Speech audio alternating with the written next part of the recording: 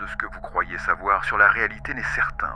Vous ne pouvez pas garantir que vous êtes un individu unique, ni que les personnes autour de vous sont des êtres séparés de vous. Pas même que le temps suit une ligne droite. Ce que vous voyez, ce que vous expérimentez, ce dont vous vous souvenez, tout est conditionné par la manière dont votre esprit le traite. Mais, et si votre existence n'était qu'un fragment d'une seule et même conscience? Nous allons explorer une théorie qui refait surface de temps en temps, dès qu'un scientifique, un penseur ou une étude la remet au centre du débat. Je n'émettrai pas mon opinion dans cette vidéo. Je veux que vous arriviez à votre propre conclusion. Je vais vous montrer différentes interprétations et réflexions profondes qui pourraient vous amener à reconsidérer votre existence et la nature de la réalité. La théorie de l'œuf soutient que l'identité est une illusion, que la vie n'est pas une série d'expériences isolées et que la séparation entre les êtres humains n'est qu'un tour de perception. Selon cette hypothèse, il n'existe qu'une seule conscience dans l'univers, et chaque être vivant n'est qu'une manifestation de cette même entité, explorant différentes perspectives de l'existence. Tout ce qui s'est produit et tout ce qui se produira, c'est vous qui le vivez.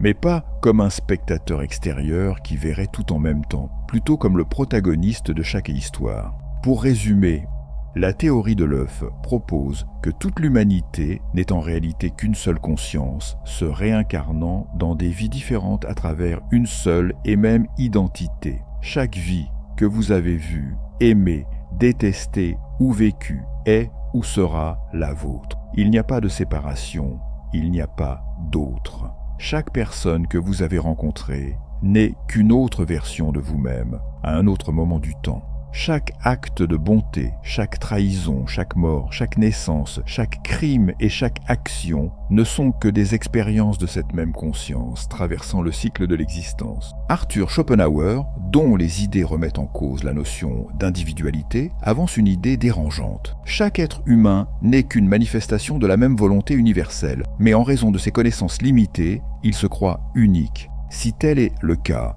l'identité n'est qu'une illusion. Vous n'êtes qu'une pièce d'un processus qui transcende l'expérience personnelle. Si la théorie de l'œuf est réelle, l'histoire de l'humanité n'est pas une succession d'événements distincts, mais un seul récit vécu à travers toutes les perspectives possibles.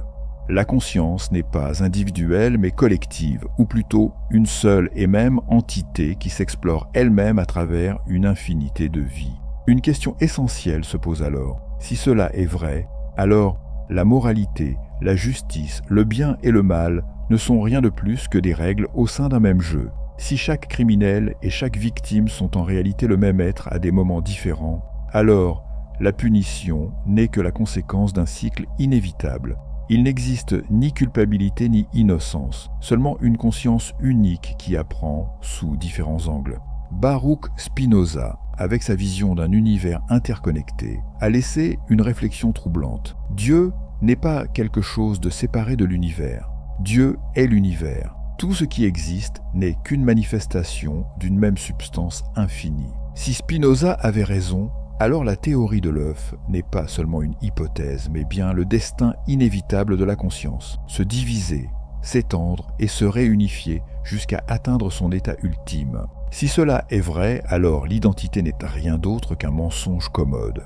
Mais si c'est faux, un problème encore plus grand se pose. Qu'êtes-vous réellement? Si la théorie de l'œuf est réelle, alors tout ce que nous croyons sur le moi, la société et l'existence n'est qu'un jeu d'ombre projeté sur un mur. Rien de ce que nous considérons comme vrai n'est absolu, car tout fait partie d'un même processus d'apprentissage.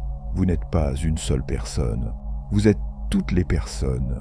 Vous n'êtes pas une conscience séparée, mais l'unique conscience parcourant un labyrinthe d'expériences pour se compléter elle-même. Cette idée ne surgit pas de nulle part. Elle a été proposée par Andy Weir, écrivain américain connu pour son œuvre The Martian. Mais avant d'écrire sur des astronautes échoués sur Mars, Weir a développé un concept encore plus troublant dans sa nouvelle The Egg. Dans cette histoire, un homme meurt dans un accident et rencontre une entité supérieure qui lui révèle la vérité.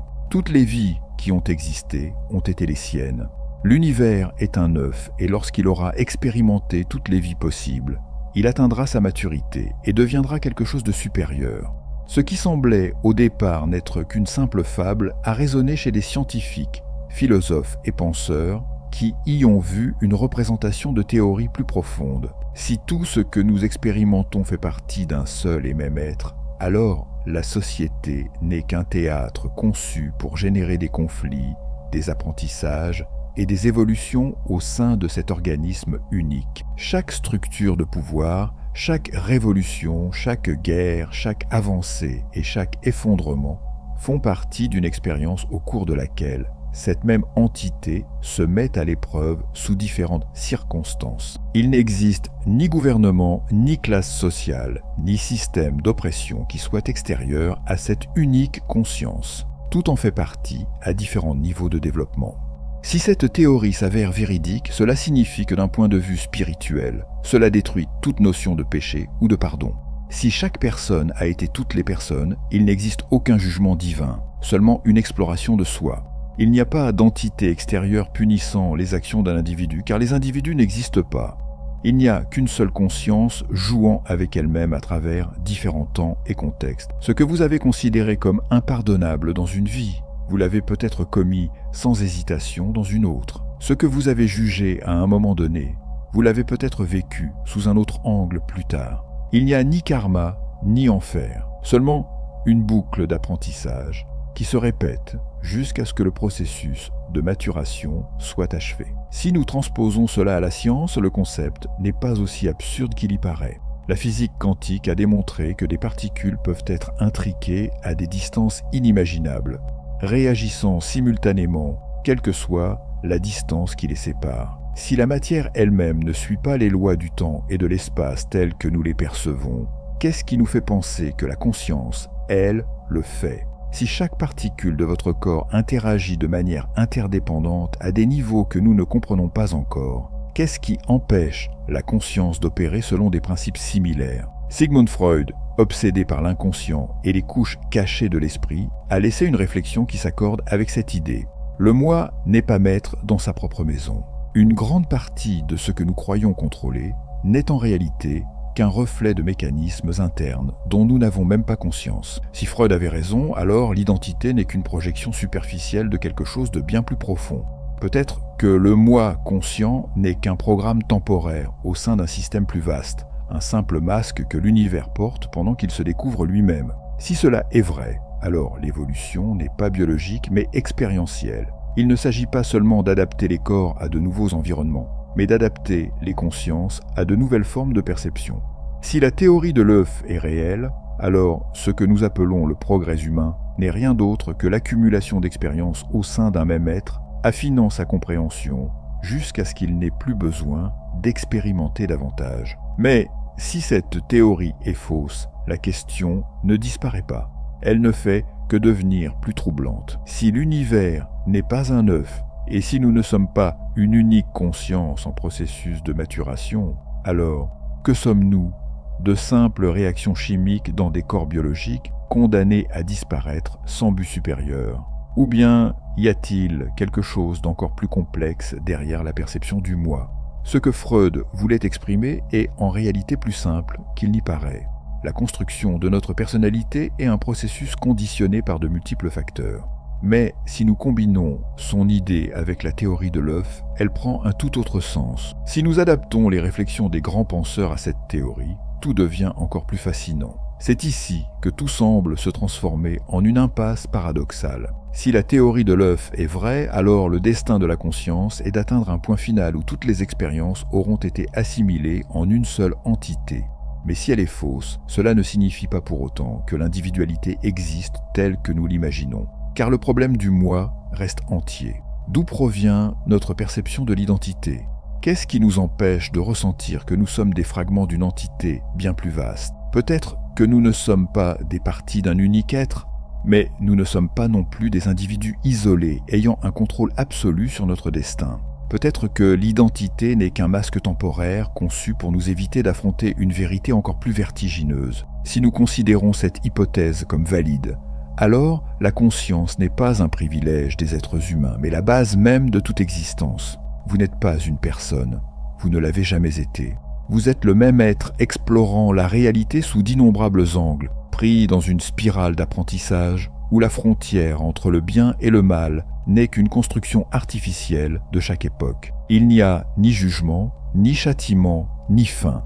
Seulement un cycle infini d'expériences, de la naissance à la mort, du bourreau à la victime.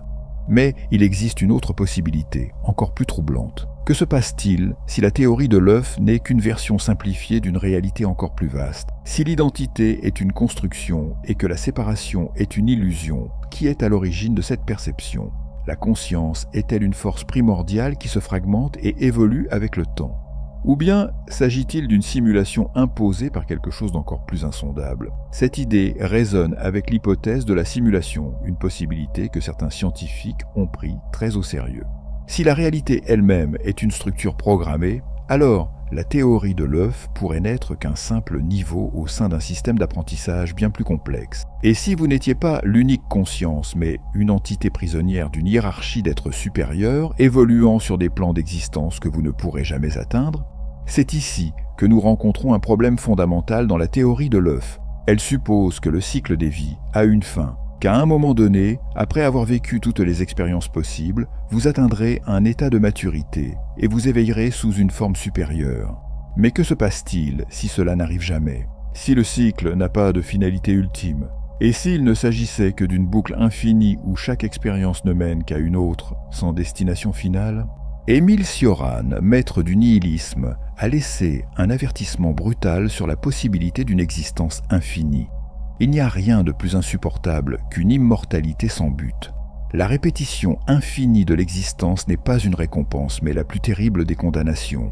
Si la théorie de l'œuf est réelle, alors vous êtes voué à vivre chaque vie, jusqu'à ce que le cycle soit achevé. Mais si elle ne l'est pas, la question qui demeure est encore plus effrayante. Que se passe-t-il s'il n'existe aucun but ultime? Que se passe-t-il si nous existons simplement sans raison? C'est ici que tout s'effondre. Si la théorie de l'œuf est vraie, alors chaque vie que vous avez vécue n'est qu'un échelon sur une échelle menant à quelque chose de plus grand. Mais si elle est fausse, alors l'existence reste une énigme irrésolue.